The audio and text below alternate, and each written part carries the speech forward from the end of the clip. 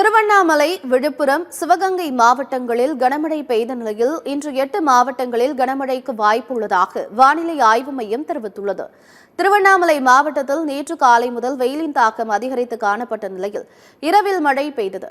தன்றாம்பட்டு, கலசபாக்கம், செங்கம், போளூர் உள்ளிட்ட பகுதிகளில் பலத்த மழை பெய்தது.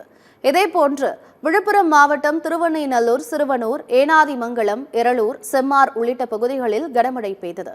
பலத்த காற்று மற்றும் இடி மின்னலுடன் பெய்த கனமழையால் சாலைகளில் மழைநீர் பெருக்கெடுத்து ஓடியது.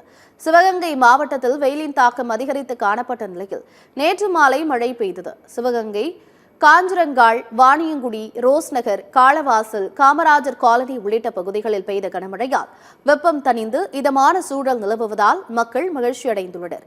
இதேபோன்று புதுச்சேரியின் நகர பகுதிகளான உப்பளம், முதலியார்பேட்டை, முத்தியால்பேட்டை, லாஸ்பேட்டை, புதிய பேருந்து நிலையம், விமான நிலையம் உள்ளிட்ட பல்வேறு பகுதியில் கனமழை பெய்தது.